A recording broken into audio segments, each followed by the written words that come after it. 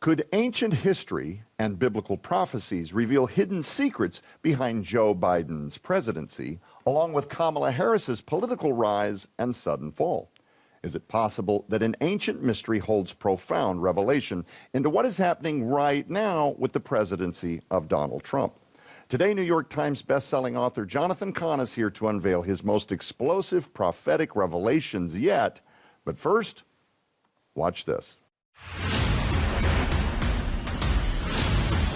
Is there more to the world than meets our eyes? Could the most powerful figures of our age be fulfilling the roles of an ancient blueprint? Is it possible that behind the events of our time is an ancient mystery transforming our lives? Could the realm of ancient mythology be colliding into our present reality? Are there actually avatars in the world today, even in the realm of government?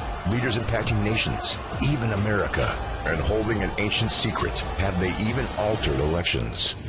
#1 New York Times bestselling author Jonathan Cahn, author of 10 bestsellers, including The Harbinger, The Return of the Gods, and The Dragon's Prophecy, now releases what may be his most explosive book yet, The Avatar, The Return of the Ancients, and the Future of America.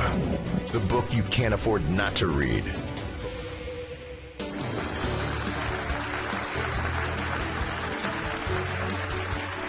Hello, everybody. Welcome back to SkyWatch Television. I'm Joe Artis-Horn. If you missed last week's program with our very special guest, go back to the archives wherever you watch SkyWatch Television and make sure you get caught up. We covered a lot of material. Yes. And, of course, I'm talking about the one and the only, the New York Times bestselling author, Mr. Jonathan Cahn. We're going to hit the ground at a full sprint yet again, Jonathan, because there's always so much to cover. But again, if you missed it, maybe even consider downloading the SkyWatch Television mobile app, where they have yet to try and cancel us, because you're going to want to make sure you catch last week's program on his brand new book, The Avatar. And I'm going to bring this up on the screen for you. The Return of the Ancients and the Future of America.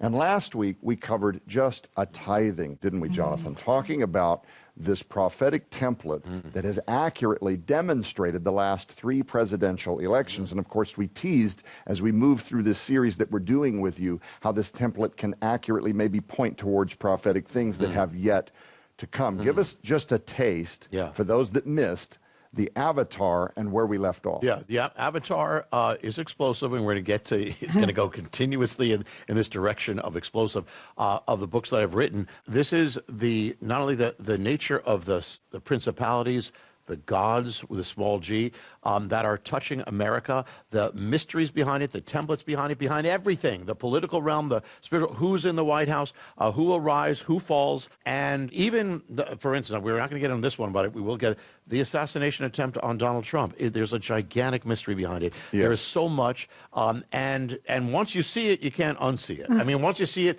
everything will make sense. So we spoke about the returning spirits, or the gods, the reality of what the Bible calls principalities, or shedim, which means entities that are at work when you drive God out, when you empty God out. That's right. But then it wasn't just that. There's a template from the Bible, a mystery of kings and queens that are linked to the gods that hold the mystery behind virtually every major American leader in the last period, including up to what's happening. And Donald Trump comes into that. He's very much part of this mystery. And it's not that I don't think he's studying the original Hebrew. When he does these things, he just does it. He just says, sure, I'll do it. It's going to be fantastic. I mean, just does his thing, But God is in charge of it. So we're watching this, and we're going to go into, now we're going to continue on this, but it's going to be pulling the veils of even Joe Biden, Kamala Harris, what's happening right now, and everything. Well, Jonathan, let's dive right into it. How does the template of Jehoram reveal the mystery of Joe Biden?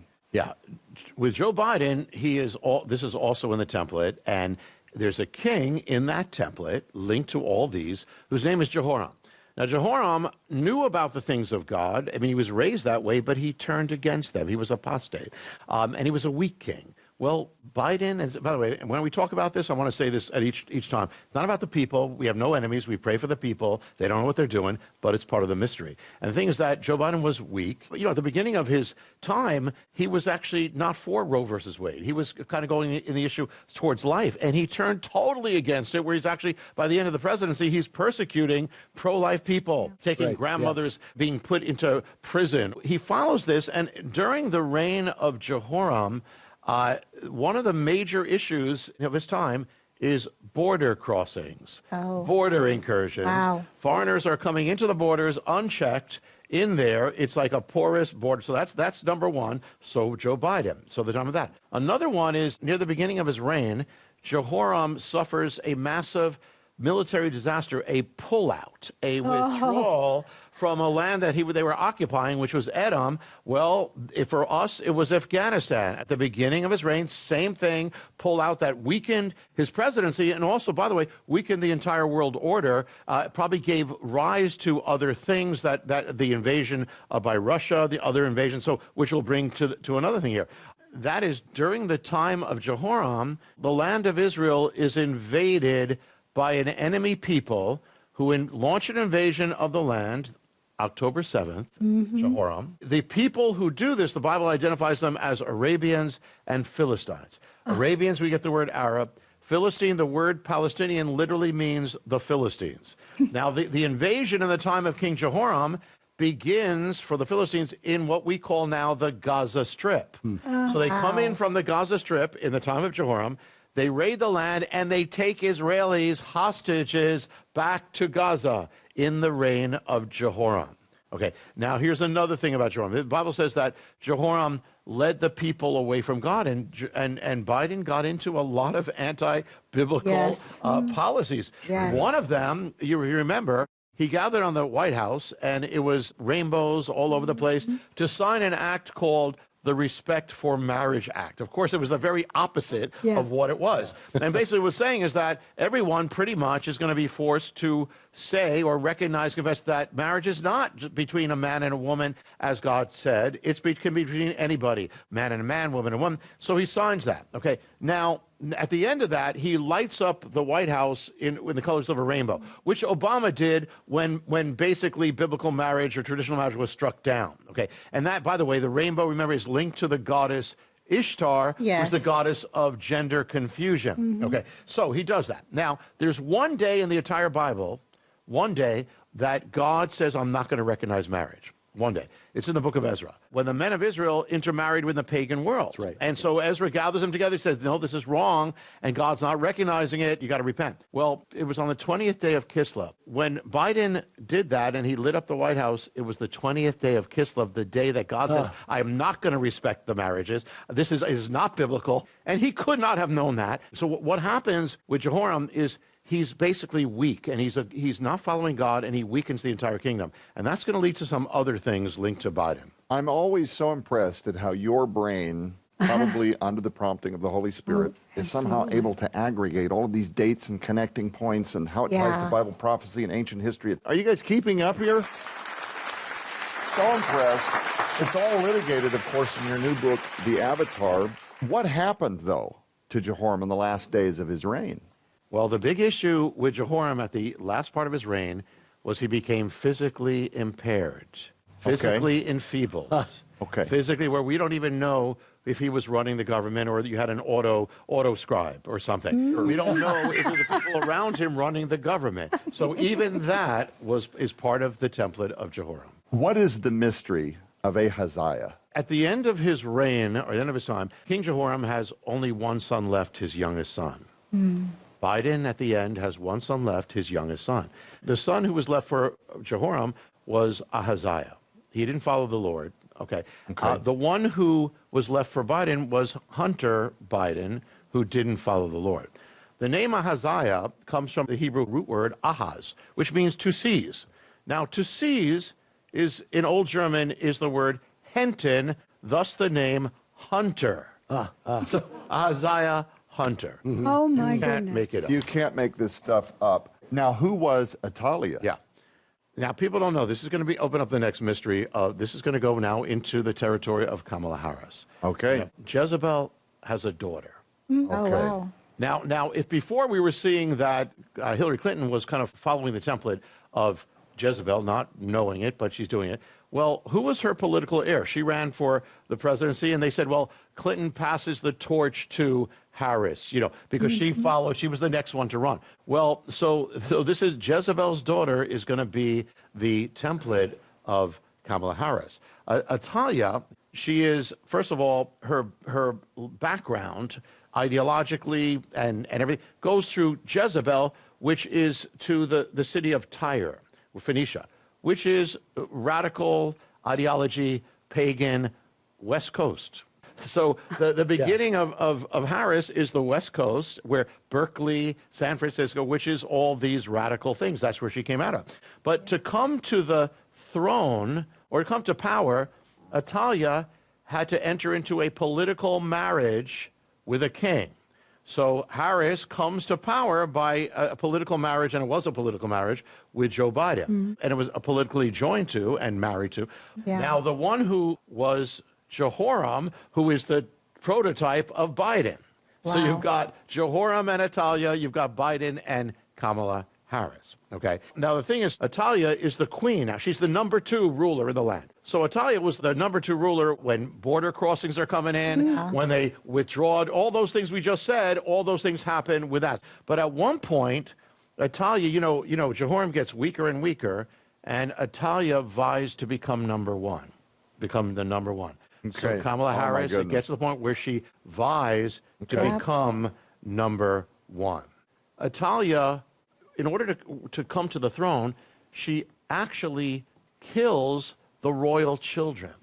And that includes her own relatives, her own grandchildren, because she's afraid, because this is the house of David. She is not a legitimate leader, but she wants Right. to become the legitimate king of right. Israel. So she kills the royal children. So she has the blood of children on her hands. Now, one of the things about Kamala Harris, and again, I'm not talking about motive, but her main issue, she's the only major American political candidate for presidency who actually made the major issue be abortion, which is the killing of children. In fact, when she was being nominated, outside the convention, they're actually performing abortions, the blood of children, as she's being anointed. It's linked to her rising, just like it was linked to the rising of Atalia. But even when Harris was in California, she literally waged war against pro-life people. She pioneered it, where she sought to force life clinics. They were trying to save babies and have mothers, to force them to refer their people to abortion clinics. And it only stopped when the Supreme Court itself overturned her. Now here's another thing. Now Atalia, because Atalia was for Baal worship, like her mother, Jezebel. So again, children, the children's blood. But the thing is that also with this is that Atalia, I said, waged war against the house of David, almost wiped out the house of David. Well, the thing is that, remember, there was a guy who exposed Planned Parenthood, that they were trafficking baby. Now, he should have been rewarded. He should have been honored. But what happened was Kamala Harris met with Planned Parenthood, and then after that, she launches a raid against his house. She raids his house, takes away the computer, takes away his filmed evidence, and then she leads to what her department is going to put him on trial to put him in jail. Now, interesting, because the guy's name was David. Yep. Oh, So that's Kamala wars against the house of David, My and so, I mean, as Atalia did, same thing, okay? But this is going to lead to, she doesn't prevail, okay? And here's what happens. One of the babies is saved. And so that put Atalia at war with those people in Israel, because Kamala Harris was literally at war with pro-life people. I mean, more than... Yes. So Yeah. they hide him. His name is Joash. They hide him in the temple. Then a few years goes by. He's around 7 years old, and they pronounce him king. She hears the noise, goes to the temple.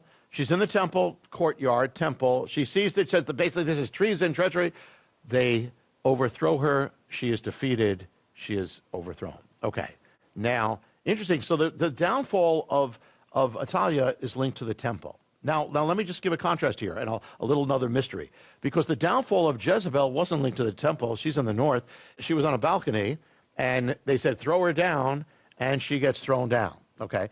Now, on the very day that Hillary Clinton was received the nomination to become the Democratic candidate to stand against Trump, the Jehu, American Jehu, and she's standing in the shoes of Jezebel. That very day, there's a speech in the Democratic convention, and the guy's it's prophetic by accident, and the guy, the whole speech is about Clinton. He's praising Clinton, but the whole speech is they threw her down. They threw her down, but she wouldn't stay down. They threw her down. They threw her down. The whole speech. They threw her down. They threw her down. The whole speech. If you type in the words of that speech, they threw her down, that it will come up not to the convention, to the Bible. And it comes up to a single verse where Jezebel is standing against Jehu. That's what she was being nominated for, and where she's going to be thrown down. And so on that first day when she receives it, it's like a prophetic thing saying that she's going to be thrown down, that she's going to be defeated. It was right there proclaimed at the Democratic convention. What about Atalia, the daughter of Jezebel? What about Harris? Well, the first day she's nominated, the first day of her campaign after she's nominated, she's with Tim Walz for the first time. She's in first event is Pennsylvania. Now remember, Atalia's downfall is linked to the temple. The place of her first event is called Temple. And so it foreshadowed she was even going to fall, even on the night of the campaign. Now Atalia, she's in the temple. It's the temple courts. It's the courtyard. I'm sure you've been there.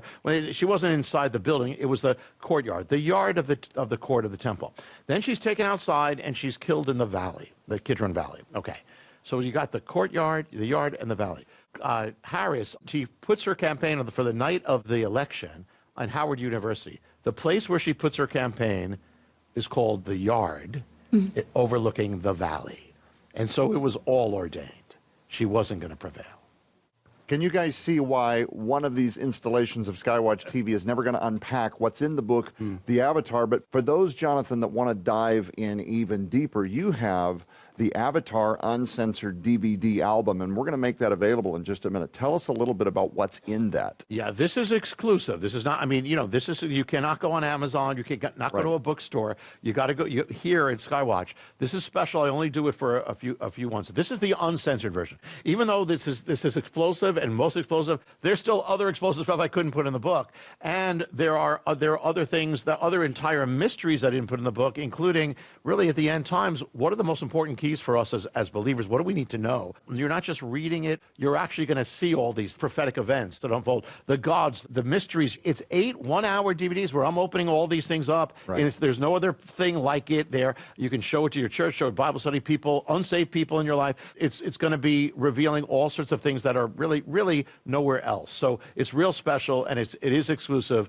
You'll be real blessed. Well, ladies and gentlemen, we want to remind you that SkyWatch TV is a viewer-supported ministry, and right now when you partner with us, your support not only helps us stay on the air, it also enables us to continue the mission through our networks and digital platforms of reaching the areas of the world with the gospel of Jesus Christ that are unable to support us financially. When you order the new book, The Avatar, The Return of the Ancients and the Future of America, we're going to send it to you as our gift for your donation of $35 or more, which includes free shipping to all U.S. addresses. But right now, you have the opportunity to upgrade your gift to include the Avatar Uncensored 8-DVD album. Now, this 8-DVD collection expands on Jonathan Cahn's book, The Avatar, revealing uncensored content not found at Amazon or anywhere else.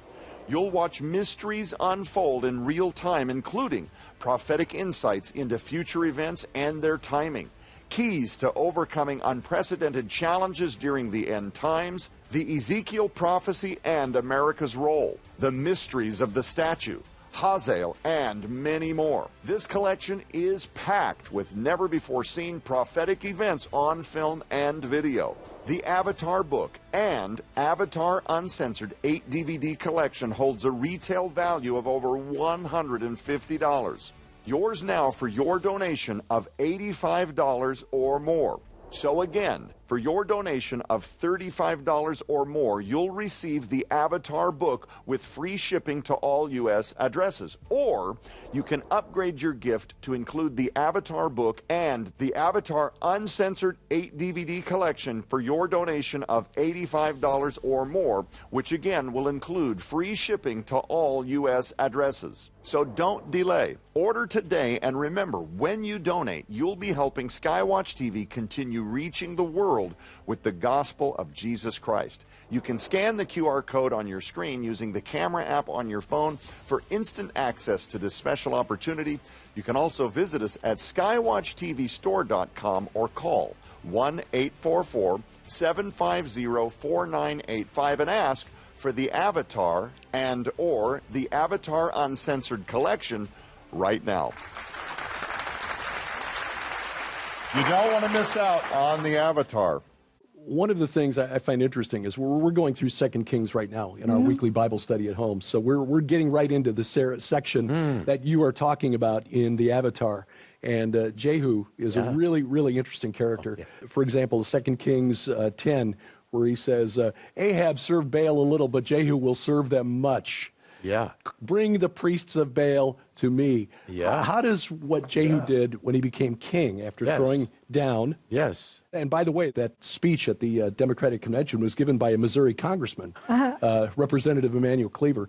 Wow. Anyway, how does what Jehu did as king relate to what Donald Trump did when he became president? Yeah, and for those who just heard that first part and they don't know the end of that, Jehu was not serving Baal. He was coming against Baal. But in a way, he used a little deception. You know, it's interesting. You know, on the first program, we spoke about it. Jehu is the mystery of Donald Trump, like to a T. I mean, for America. I mean, exactly. It's going to reveal what's happening. You want to know what's happening and why it's happening. And I mean, right now, he's like Jehu on steroids. That's how much it is. And the thing is that Jehu, first of all, what was Jehu anointed for? Jehu was anointed. He's the only king of the north we know who was actually anointed. He was anointed to strike down the house of Ahab.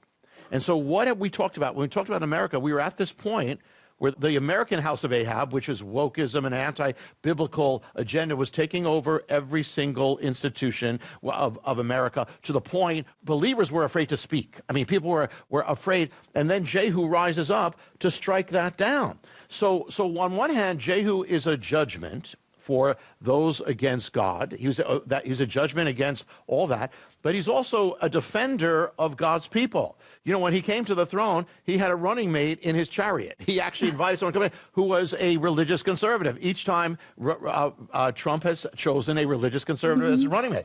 And so he was, for the people of God, a reprieve, you know, with that. And so the thing is that one thing that he did, so he's anointed to strike down. Well, if you read the commentaries on Jehu and you read Bible headings on Jehu, it says Jehu, what did he do? Purges the kingdom, purges the government. Now, in the Avatar, I show that you take the Bible headings and then you take the news headlines and all these, the news is saying, Trump, and they're against it, by the way. They're saying Trump purges it, purges the DOG, he's been purging the government of the agenda of Ahab. So that's the first thing. Secondly, when he said he came against the house of Baal, at the temple of Baal, he pulled it down. He said, yeah, everybody who's going to want to worship Baal, come and worship with me. And then he basically judges the entire, wipes it out. And so he was a dismantler. Jehu was so what is Trump? He's dismantling government agencies that he sees are against, you know, morality. So he's a dismantler at the same time. And by the way, speaking of that, what was the temple of Baal? They offered up children as sacrifices. What has Trump done? And listen, it's not about Trump. We know he's a man, and Jehu was mixed too. He was a mix of a man. And by the way, Jehu was originally for Baal worship because he served Ahab and Jezebel, but he turned around. So Trump was also on the wrong side of this, and he turned around.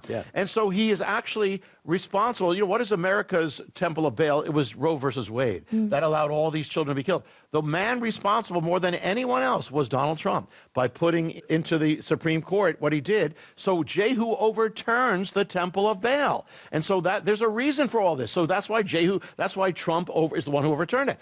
But so he did all that. But there's also something else. You know, the first person to be told about Jehu in the Bible was the prophet Elijah.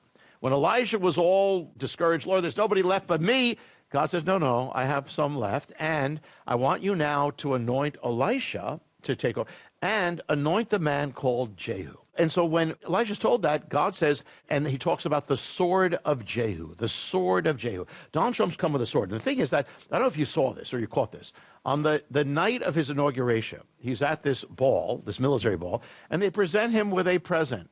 It's a sword. What does he do?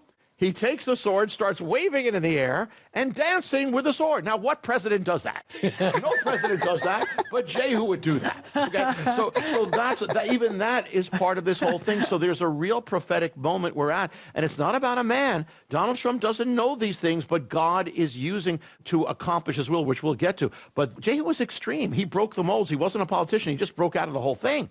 And so Donald Trump is extreme. But Jehu was an extreme answer to the extreme state of the nation. Right. And Donald Trump is an extreme answer to the extreme state of America. Yep. It takes someone to jar it, to wake it up, to break this stronghold, this spell, and that's exactly what's happening right now. Yes. Yeah, wow. Right now. When they did this on the exact day, the exact place of America's consecration, they have no idea. And the people who with Harvard put up that tree and they replaced the stone, they're fulfilling all these biblical templates. Everybody is, good or bad, but even the bad, will fulfill these things. Just like, listen, the devil himself fulfilled it by putting Messiah on the cross and defeating himself. So yes, let me even go further. I've said how this template that I'm opening up in the avatar gives exact times, in some cases exact dates, but also the times that each one will be on the national political stage. Okay, what about Trump now? Yeah. What about, well, Trump is a little bit different because he's always been around, but long before he entered the national political stage or presidential stage. So when did that time begin? When did that span begin? And can we be given a glimpse in the mystery of the end? Well, if I asked you, when did Trump enter the presidential stage, political stage, most people will say, well, 2016 or 2015. Sure. No, the truth is, he actually entered it in the year 2000. In the year 2000, people don't know this, he actually was a candidate for the presidency under the Reform Party.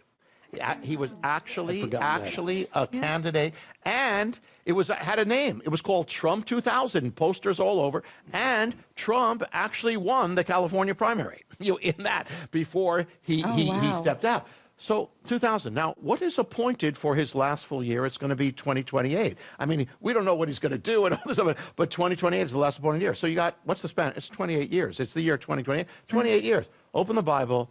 Jehu was on the national political stage for 28 years. Come on. Jonathan, we're almost out of time. It's that part of every week I dread very much, but we've only opened up just a few of the mysteries that is in the book, The Avatar. Can you tell our audience what might be just ahead? Yeah. In the next program, we're gonna open up a whole explosive mystery. Could there actually be someone who is in effect an avatar on the national stage? Mystery linked to a specific God and a specific person, and that is affecting everything. Oh, that has. Could there be an even deeper mystery to this man, Trump, that goes back to the day of his birth? Could there be a mystery behind the assassination attempt that goes back to an ancient priesthood and the moment we're in now? What is the prophetic moment we're in right now? What do we need to know? What do we need to do? How? Because we're at a critical moment. Yeah. What is the mystery of the black obelisk? We're going to open up all these things on the next program.